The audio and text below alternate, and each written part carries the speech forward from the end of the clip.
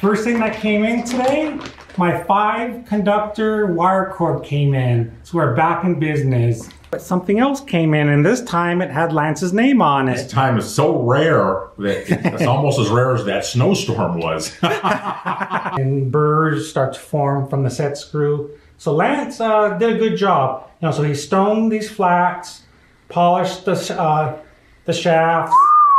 Yeah, really nice. It has 2 modes of operation. You can run it in manual mode. So basically you turn it on, set your speed, and it just runs. Or you can set it to foot, and that allows you to use the foot switch right here. And this is what we use most of the time.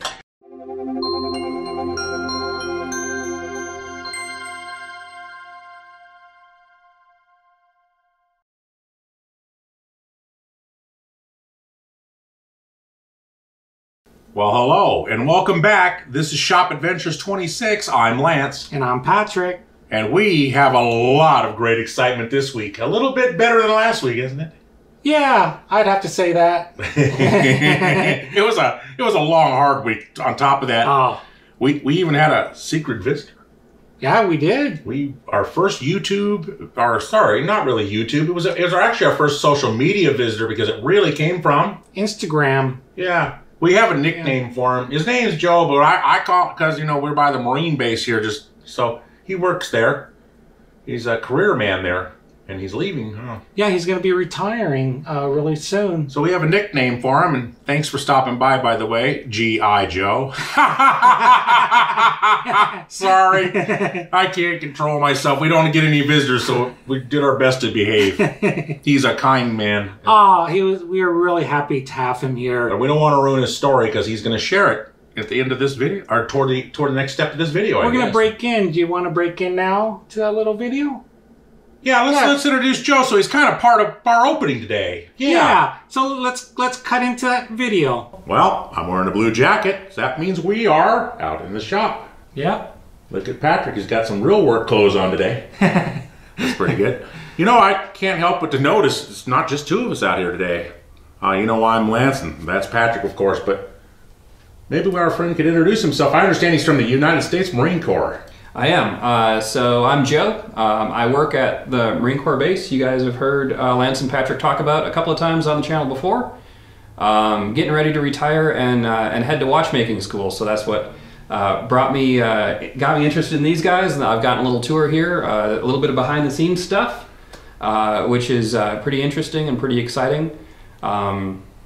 Ran into these guys on Instagram first. I'm on Instagram as well at Moonphase Engraving. I do a little bit of engraving in my off time. And he does great work, by the way. Yeah, thank you. That's how we met him. Huh? Yeah, still learning. Yeah. But yeah, so some mutual appreciation there, and just happy to be able to stop by today and see things for myself and get to know the guys for myself. Now, when he first pulled in today, I noticed he left the car in reverse out of fear. I thought maybe he was changing his mind, but I got him to stay. I was out there to greet him. I stood behind the car so he couldn't back out over me. You never know what to expect in the desert. Pretty out here. Yeah, it's a little shady here too.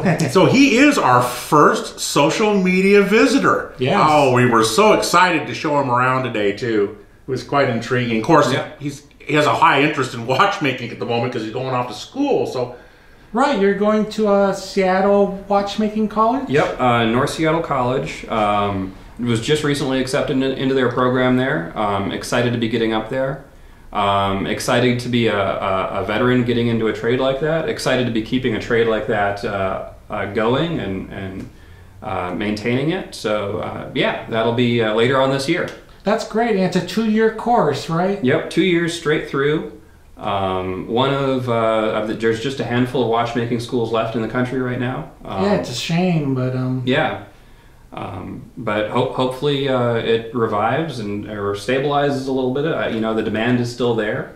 It is. Yeah. So yeah, looking forward to getting into it. Great. Yeah, because watch sales are better than they've ever been. I've never seen so many magazines with so many beautiful watches in them. It's like a candy store. Yes. Well, this is great, isn't it? Yes. Well, all right. Well, we thank you. Thank you, Joe, for being here. Yeah, thanks for having me. Thank you.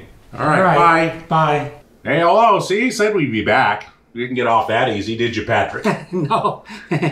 He's a real bright guy, isn't he? And, you know, we want to thank him for his service. 20 years in that military is quite a long time for a young man to serve. And but what he's going off to do, as you can see, is in our world we love this. So for us, we just have high hopes for this country, and we're really proud of him. Proud to get to know him, and proud to have him call him our friend for probably many years to come. Will. Yes.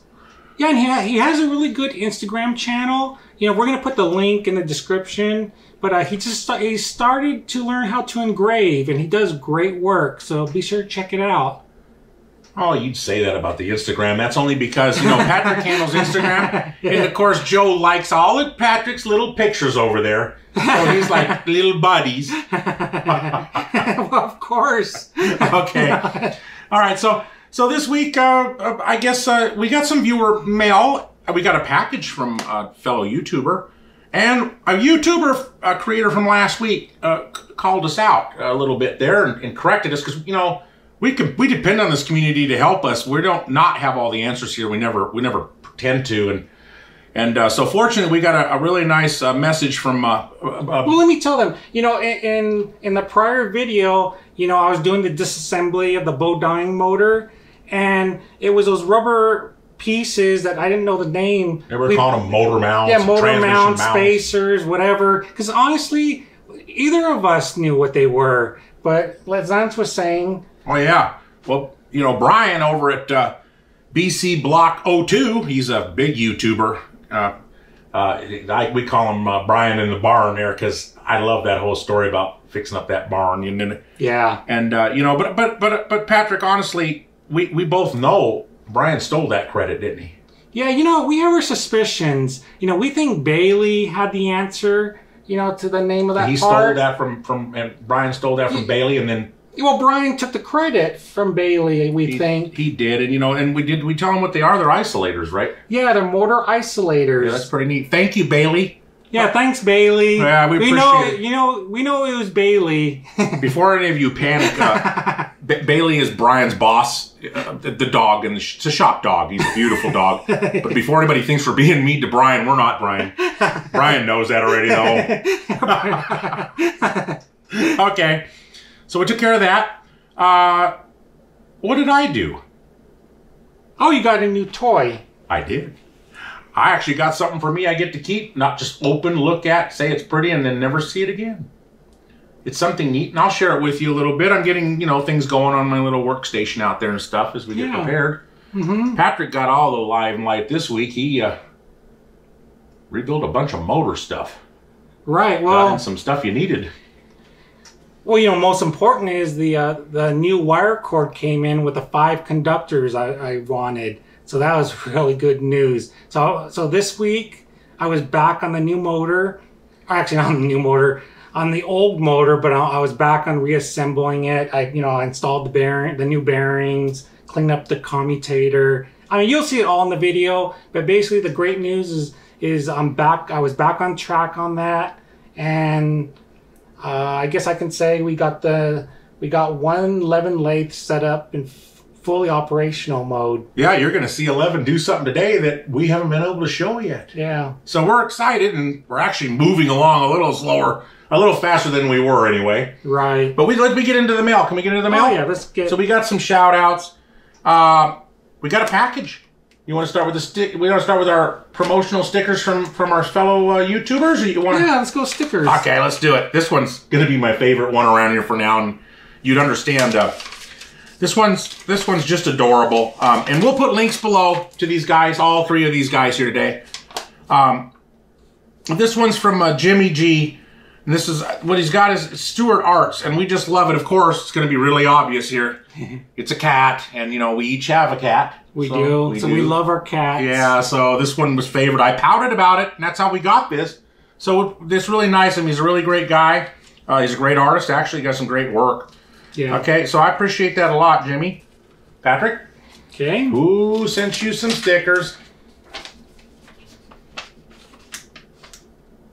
Joe. Oh, Joe. Durnia? Durnia.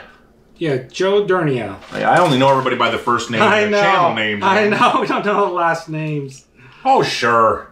We know Raptor. Oh, yeah, Raptor. let me get the full name. The full name now. Raptor Machine and Tool Company. That's really nice. That's really nice. 30 stickers. All of our stickers will appear someplace. We're just being methodical about it, and that's the way that works, right? Yeah. I got one more shout out. Our buddy, Dan Dobbs. That's a House of Broken Dobbs. He's a really neat guy. Right now, he's working on a Harnage index wheel. And of course, Harnage is a favorite... Ooh, careful there.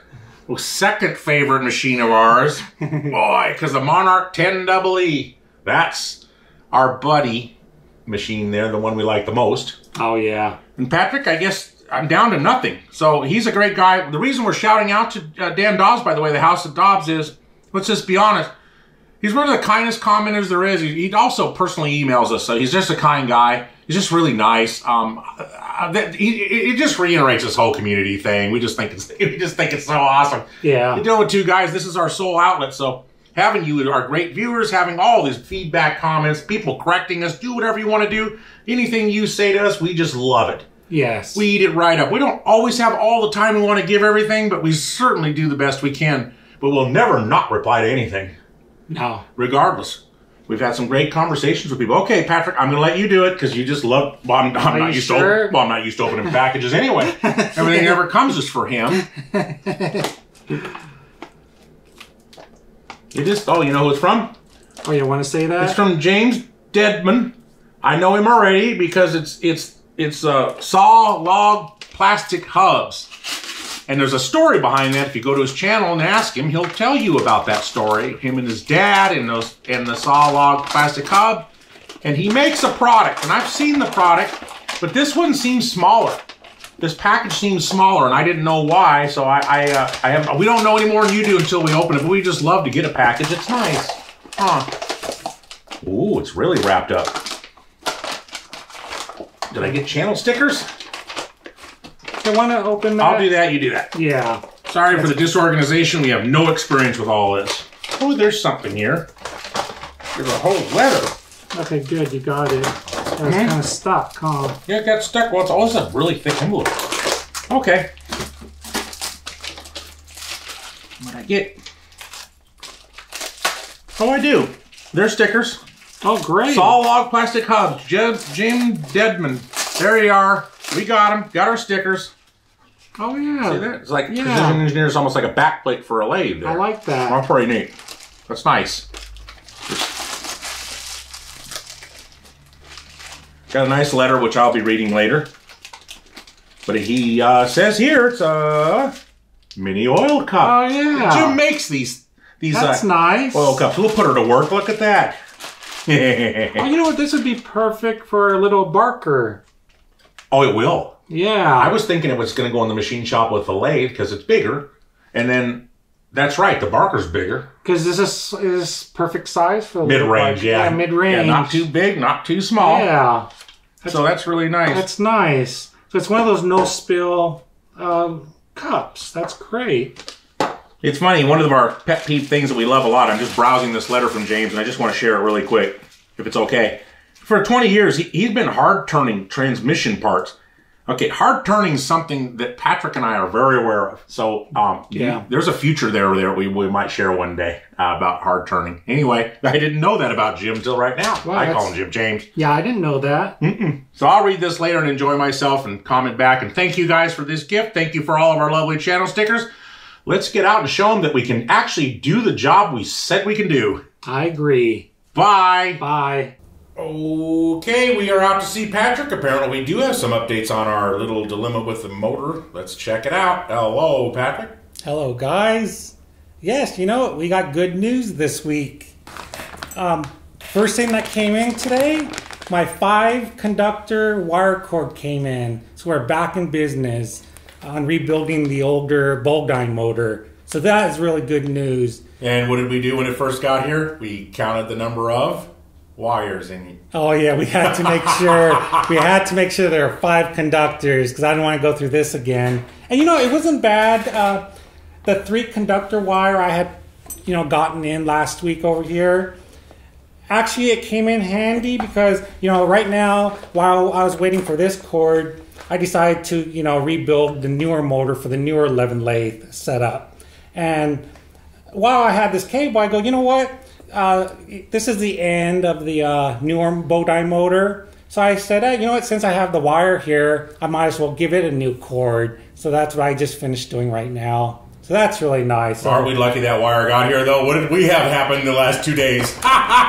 Oh yeah, you know, if you've seen our Instagram channel, oh boy, yesterday it started. Yesterday morning we woke up to a snow blizzard. Yeah, I was out the grinding shack in my usual summer attire for Southern California, right? Oh yeah, you've got to see the photos. Maybe I'll put a photo up, you know, for the video.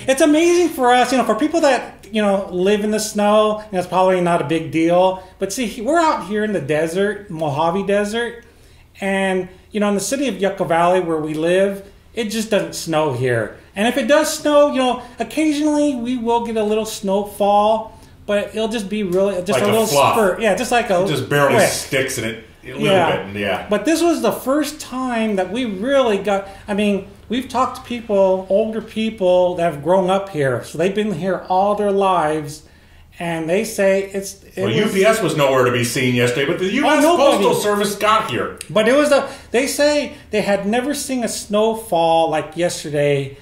In recorded history. Ever. So it was really unusual. And yeah, so it was really exciting, because, you know, and you know, unfortunately we have a little Jeep Wrangler, 4-wheel drive, of course.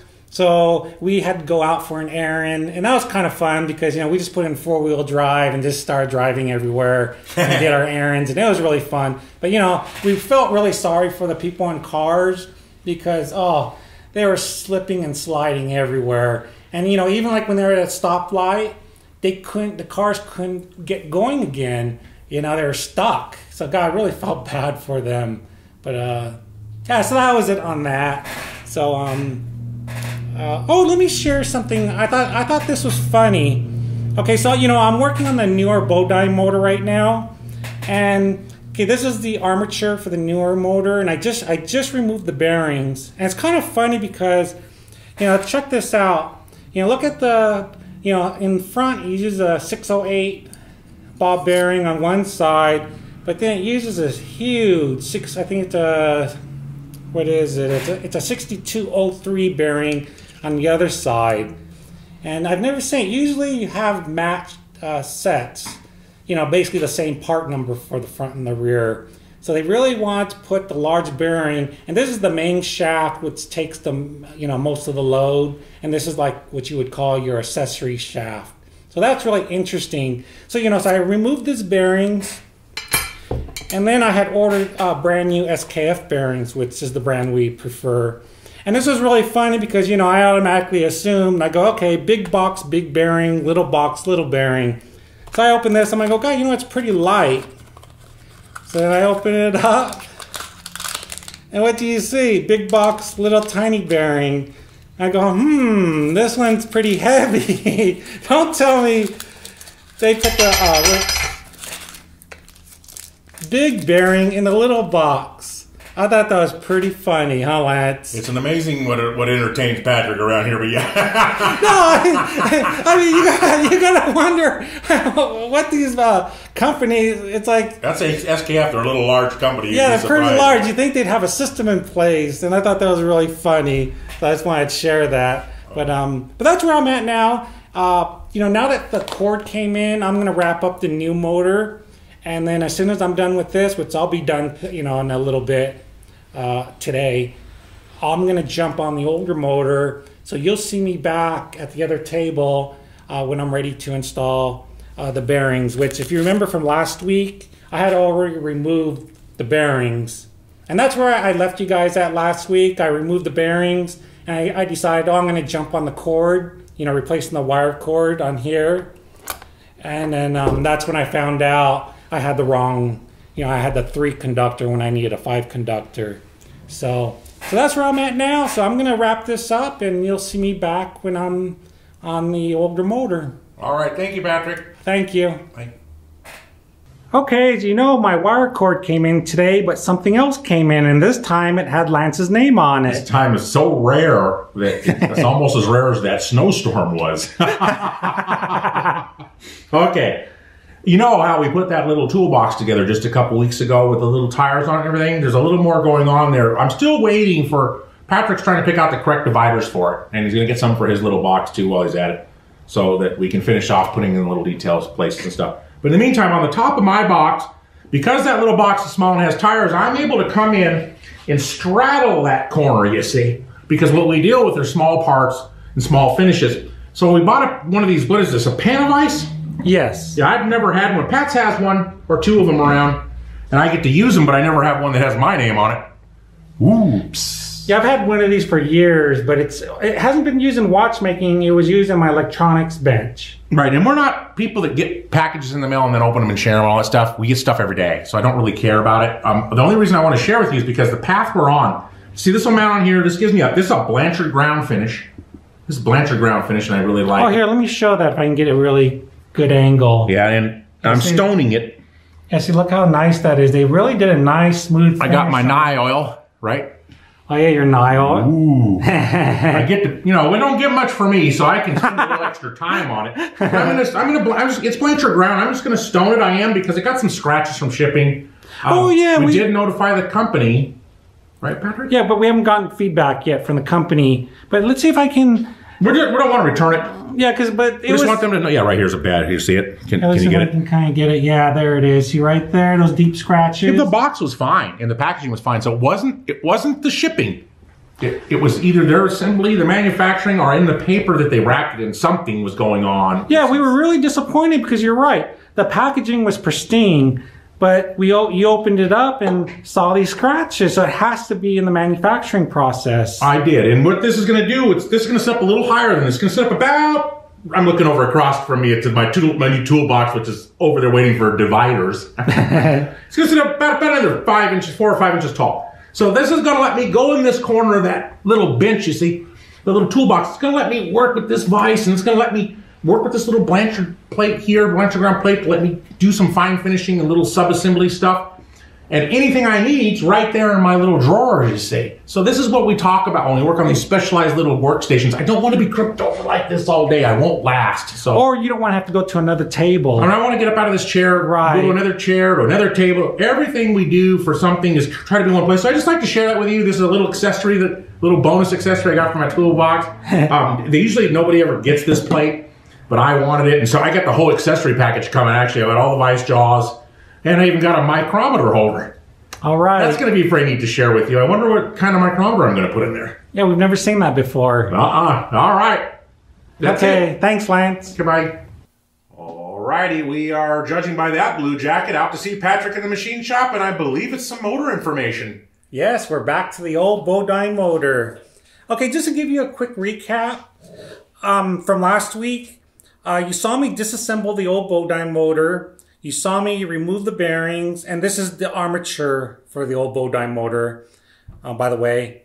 And then after I had removed the bearings, I gave it to Lance, and what Lance did was he went ahead and polished the shafts for me, and then he also stoned, like on these flats where the set screw, that the pulley, that's attached to the pulley and retains the pulley on the shaft. So a lot of times, it'll get really, you can kind of see, well, Lance cleaned it up pretty good. It can kind of get rough and burrs start to form from the set screw. So Lance did a good job. So he stoned these flats, polished the shafts. Yeah, really nice. And for some reason, we like to do the polishing of the shafts because, over the years, they do get corroded. And a lot of times they'll even get little rust spots, a little bit of rust. Not sure why. So we just like, so that's really nice to clean them up. So, okay, so that's done. That was done. So now we're back to the next step. Okay, and so we're close to installing the new ball bearings. But before I do that, there's one last step, and that's to clean the commutator. This is actually the armature to our newer Bodine motor, And you can see I already cleaned up the commutator. And this one was as bad as the older armature, but you can see how nice it cleans up. And that's something we really like to do every time we rebuild a motor. Okay. And I just want to kind of share with you on how I do it, because, you know, I've watched a lot of people do it on YouTube, and there's a few things I want to point out because it's things that I hate to see when I watch other people. Okay. And the first problem is when the users that use sandpaper, they use too rough grit of sandpaper. I mean, from what I can tell in the video, I mean, it looks like a 100 grit. You know, maybe 220, but really it looks like 100 and below. Too rough. Okay. And this, just, you know, I believe this is 600 grit, but I recommend a 600 or 800 grit. That's what I like to stay with. You know, 600, if it's like this, you know, this kind of dirty. So this I would use 600. But if it was cleaner than this, you know, if it just needs a little touch up, then maybe 800 grit. Okay, the other problem I see people do is, you know, they do this action. Ouch. Yeah, and, you know, the problem with that is two problems. You know, you create flats, or you make this out of round. You know, it's no longer true. And that's really bad because, you know, you've got the two carbon brushes riding on this. And two important things. You want this commutator to be nice and smooth, and you want it to be perfectly true. Because if it's not true, it's hard to believe, but I've taken apart motors where the brushes were really noisy, and it was because the commutator was really rough. So, and after I cleaned it up, it got a lot more quiet. So that's something to think about. You know, if the brushes on your motor seem really noisy, you know, definitely try clean this, you know, with a fine grit sandpaper. Okay. And then the third thing I've seen people do is they don't use sandpaper at all. You know, they'll take it to one of those bench grinders that have one of those steel wheels. Ouch. Yeah, they'll just take it to the bench, you know, to the wheel, and just by hand, you know, with this action. And again, that's just being way too rough with this commutator. Okay. So what I recommend is, so I've cut this little strip just like this. And what I do is I just do it by hand. So I put... We do a lot of stuff by hand around here. Yeah. We steer clear of aggression because a lot of the stuff's just real soft and sensitive, and most stuff is. It doesn't need all that, huh, Patrick? Yeah, and you know, that's a good point. You know, I could put this on the lathe right now, you know, between centers and with a dog, and that would work fine. But I think you can overdo it. You know, it's too easy to overdo it and be too aggressive. The task we're trying to accomplish is just a little bit. It's just a little. Right, just a little bit. So this is what I do. So I just get it like this. So here I just put it right here to hold this shaft here, and I use this hand, my left hand, to turn it. So basically, I just do this, and it only takes. See, you can already see it clean up. It's just going to be done in just a matter of minutes. Yeah, see that? Look how easy that is. So that's why you want to do this by hand, so you have full control, and, you know... I mean, we're not talking about a 30 horsepower motor here now. That's not, you know... Right. Okay, but you get the idea. But, you know, after I'm done with this, it's probably only going to take about a minute longer, but it's going to look just like this one. So let me do that. Let me go ahead and finish this, and I'll be right back. All right, thank you. Okay, thanks. Okay, Patrick's back with another beautiful motor update. Okay. Yes, I finished cleaning up the commutator, and as you can see, it pretty well matches the new one you saw earlier. So, and it did really just take me about a minute. So it's not difficult at all, and that's why you want to do it by hand, because you have more control, and it really doesn't take that long. As you can see, I mean, it's really nice. And it's very smooth, which is really important. Okay, after I did that, what I also did was I blew the armature really well and then cleaned the shafts up really well, just to make sure there's no grit or dirt or anything, because you want this to be perfectly clean when we put the bearings on. Okay, and what I also did off camera, I'm just gonna show installing one bearing for you guys, and I've already prepped the bearing.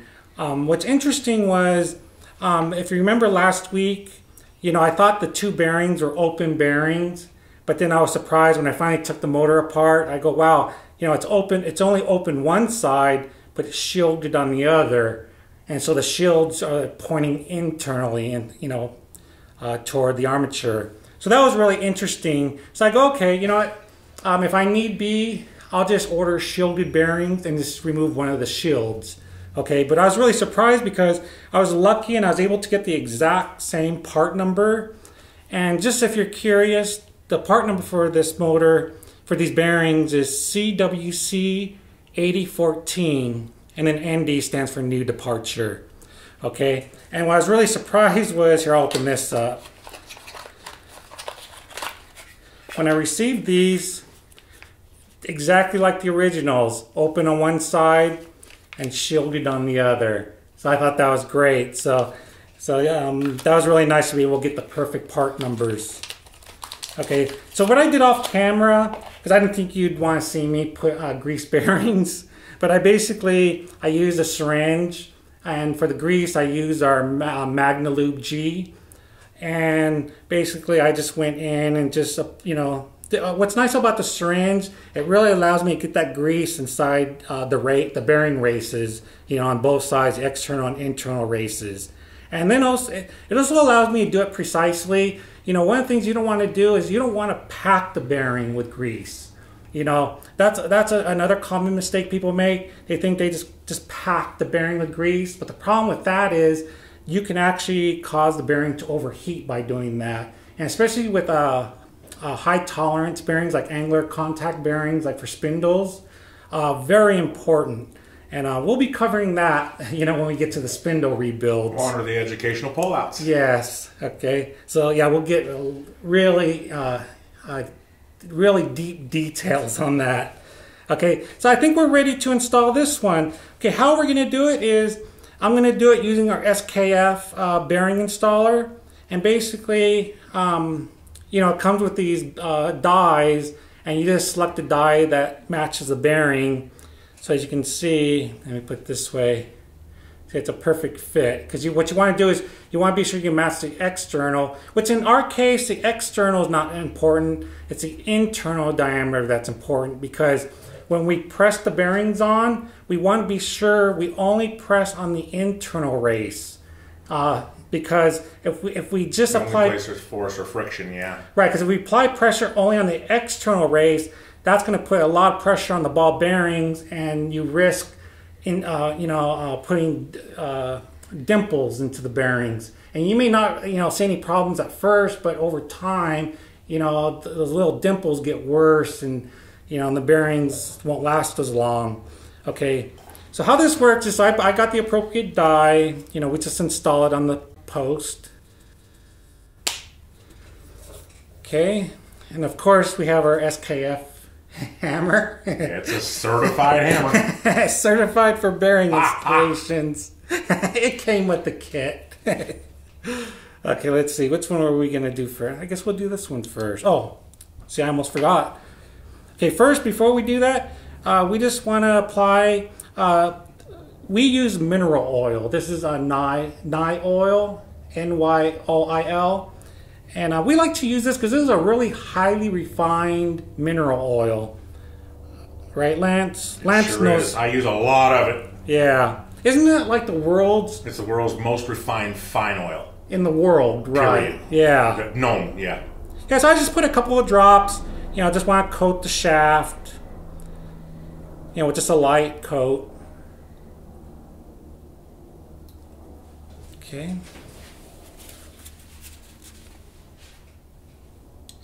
Okay, make sure we get the open on the outside and shield on the inside. Okay, I think that's good. Okay. Okay, we're gonna go over here. Okay, this is just a little block of Delrin.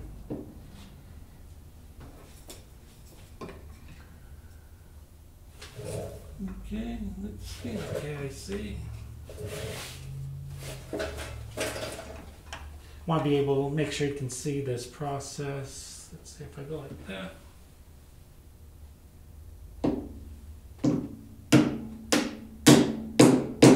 Okay, that was easy. And there we go.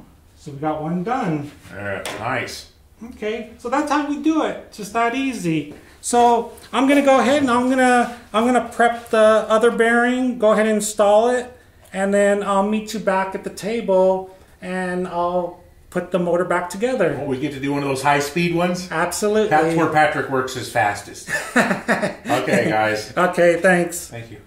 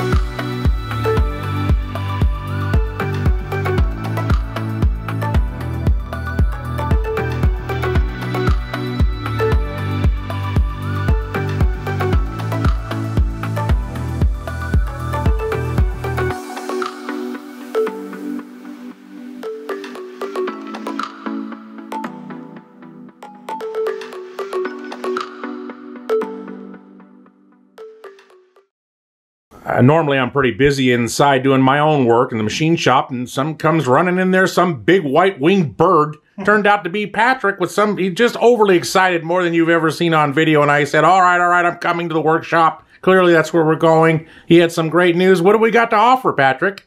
Yes, hey guys. Yes, I'm excited because we have one Levin Lathe set up and fully functional in operation again. So that only leaves us with our new model to get completed. So I'm really happy. I was thrilled. I just did my first test cut just about 5 minutes ago, and I'm really happy with how it's functioning. I mean, everything from the motor to how the heavy-duty cross slide's working. I mean, everything's just running really well. So after I did my test cut, of course I had to go out and grab you so we can film this and share it with everybody. Yeah, just a recap. You know, you saw me assemble the motor, and as you saw, that went really smooth. I couldn't be happier with the assembly. So after I was done with that, I brought it back here in the workshop. You know, I put the 2 pulleys on that you see here. And then once I got that done, I just started putting everything together. You know, so basically, you know, we have the motor fully mounted. We got the nice motor control. Okay, this is, if you remember, this is the motor control from our new Levin Lathe setup. But since we aren't using it on that other lathe setup any longer, I decided to upgrade our older model, and it just works perfect. Fortunately, you know, this is a shunt wound motor, and thankfully the control board inside here supports shunt wound motors, so I was really happy about that, and it works great. So, oh, and the nice thing about this is it has 2 modes of operation. You can run it in manual mode, so basically you turn it on, set your speed, and it just runs. Or you can set it to foot, and that allows you to use the foot switch right here. And this is what we use most of the time, because we like to have full control, and especially if we need to stop the spindle right away, it's just really easy. Yeah, I need both hands. I usually have both hands right in the middle of my action here. I got a lot usually going on. Exactly, so that's really convenient. Okay, so that's really nice. So this is a really nice upgrade for this setup. Okay, we got the nice idler pulley, and this is for driving Levin accessories that have the little precision spindles, and that'd be like the micro drill accessory, the milling attachment, the grinding attachment. Oh yeah, hey. Can I just want to, just because I'm going to forget to ask, because I'm used to everything, guys, so what I'm trying to do is ask Pat questions I have the answers to. What size collet are we dealing with here? Because oh yeah, sure, we can do something here. Okay, right now I have the 10 millimeter, or also known as a D collet size headstock. Okay, we do have an 8 millimeter or WW collet headstock as well, but for most of the time we prefer the 10 millimeter collets.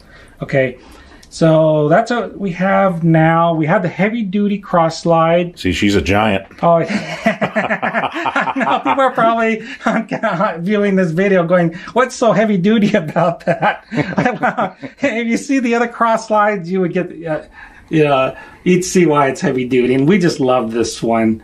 Oh, we have the chip. So as you see, we have the chip tray, the bed, you know, and I have just a minimal configuration here. You know, when you actually see us making parts with these lathes, you're going to see a lot of our accessories being used. That's when we're going to be using the idler pulley. Oh, there'll be collets over here and everything, because it'll be like an erector set. It's just going to be, I call it an amusement park, because there's wires and stuff going everywhere, but it yields these beautiful parts. Especially the turret. We use the turret when we have to make a lot of a single part. Like we have to make 500 or 1,000 pieces of one part. You've got to use a turret attachment. So, and we'll show that, you know, when we're... Just like in your bigger lathes, that makes it a production product. You know, the turret's a production unit. Makes the machine into a production machine. Right. And can I have to ask one more question? Because I know you're not going to bring it up. Please do. We are not train wrecks. We are not bad machinists. There are not backup spare parts for the tailstock on this puppy. There are 2 for a reason. Maybe Patrick could take a second and share what these tailstocks do on this machine. Okay, yeah, we do have 2 tailstocks for this setup. And the only difference between 2 is this one's a lever-operated tailstock. And this is nice if you're doing drilling operations. Because you have really nice fine hand control, you know, for going into the workpiece. And where this, you could use this. See, this doesn't have a lever control. You actually would, let me back up a little bit. These are 10 millimeter collet tail stocks. So basically, you know, they take a 10 millimeter collet and then you put in a drawbar.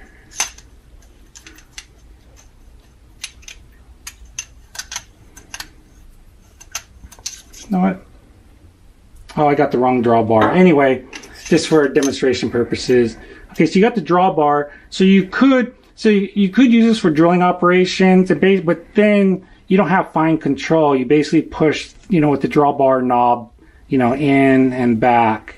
But you know, you just don't have that nice fine control as you do with the lever control. But what we mostly use this for, this comes in handy when we have to turn between centers. Because what we would do is we would chuck a dead center, a collet, and then, you know, you just bring in the spindle to the workpiece, and then there's a lock to lock the spindle. And then, so that's what we use this for when we have to turn between centers mostly. Okay. And then for drilling operations, we like to use the lever operated tailstock. So that's really about it. Okay, that was good. I just want to be sure we share. Yeah, sure. Why is it down here? Because this table's, otherwise this table's kind of empty right now. Right now I do have a quick change tool post. This is a tri-pan or tree pan, depending where you live, how you pronounce it. And this actually isn't our favorite. I just chose to use this to share with everybody because this is probably a model that a lot of people that are viewing this video that are familiar with. See if I can come in a little bit. I mean, I can never tell here. Let's see here. Oh yeah, she's beautiful. Yeah, don't get me wrong. It's a nice quick change tool post. But when you see us actually making parts here, which will be pretty shortly, hopefully, you'll see us using our favorite tools. So that'll be something to look forward to. Mm-hmm. Okay. What size is that? You want to share some sizes or something? Maybe. Yeah. What I use for this tool holder is a 3/16 inch tool. And this is just high-speed steel M2, and we get we buy the blanks and we grind these ourselves, and this is what I use for this test cut. Want me to show you? Oh, I'm hoping so. I haven't seen it either, guys. He come out running to get me. I was hoping you'd say yes, and I see some brass chips here. So we're cutting some 3/16 brass, I believe you said a minute ago to me. Yeah, the diameter is 3/16. And the type of brass is C360. Oh, great. That gives some perspective. Okay. And yeah, so wait, you want to give them some speeds, maybe? Yeah, sure. Okay, let me turn this on. Okay, the maximum speed of this motor, the motor itself is 1,725 RPM. Okay, and I'm going to run it about 50%. So what the motor is going to be running about a little over 800, maybe 850 RPM. And then it appears I'm running 1-to-1 on the pulley. So I'm running a little over 800 RPM. Maybe I'll go a little bit slower. Okay. Okay, I'm gonna, let's take a 5/1000th cut.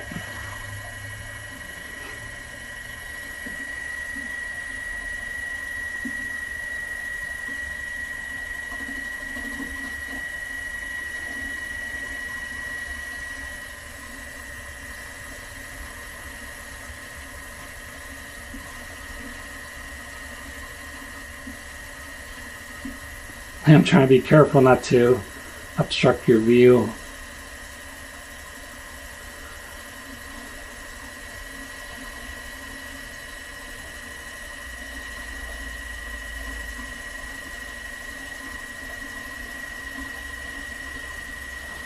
Yeah, let me go back. Let me just take one. Let me take a deeper cut. Let me take perfect 10/1000. How does that sound? Really good. Oh, it's so quiet. You said it was quiet a little while ago to me. Yeah, I was telling you. Oh, yeah, there we go. A little bit bigger chips. Yeah, I was telling you the motor got a lot more quiet with the rebuild. You don't hear the bearings at all anymore. And the brushes, you don't hear the brushes, very silent. Oh, yeah, that's a better cut. But you can see everything's just working so well. Okay, that's good. I know. Let me bring it out. Yeah, and the surface finish feels really good. I'm still making it. I still need to make adjustments to the set screws for the gib adjustment. Sure. After all that refurbishing, rebuilding, we're gonna have to tidy up here a little bit. Right. They're still a little loose, so I'm not that happy with the surface finish. I mean, happy for the first cuts. I mean, I'm thrilled. But it could be a lot better. And part of the problem is the slide's a little bit loose because I got to tighten up the set screws. And, that you just have to play with because, when you're adjusting the gibs, you want them tight. It's kind of like a trial and error because you want them tight, but not so tight that it's hard for the slide to move, but not so loose that the slide moves and then that movement transfers to your workpiece. And see, that's what I'm kind of seeing right now. I'm seeing a little bit of movement transferring to the workpiece, and that's why I'm feeling the surface finish. And I'm kind of feeling, you know, a little movement in the slide. So, because we get some beautiful finishes when all's just got its mojo going on here. Oh yeah, when this is set perfect, when the adjustments are all done, the surface finish is just beautiful. And that's what this is right now. We're just testing and seeing what we need to adjust and make sure there's no flames coming out of the motor. You know, your basic stuff. Right. I was excited. I just wanted to share as soon as possible. So. Well, great. Thanks, Patrick. Sure. No, thank you. Thank you so much for watching. Please like and subscribe.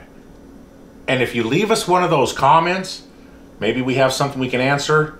We will never leave a question unanswered. Thank you.